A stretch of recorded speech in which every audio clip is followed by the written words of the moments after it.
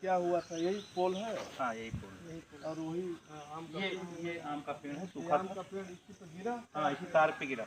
और यही वो पुल तोड़ रहे थे? यही फूल तोड़ रहे थे, यही पे पुल तोड़ रहे थे यही। और यही दब गया। हाँ, या यहाँ पे दबाते। अच्छा, या यहाँ पे ये मतलब तार तो उधर किया गया। हाँ, ये उठा के हटाया गया। ये पोल यहाँ पोल यहाँ था।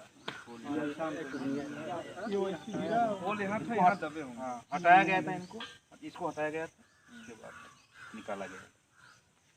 क्या नाम था उनका? डॉक्टर। उनके पिताजी क्या नाम था? स्वर्गीय हरिहर प्रसाद।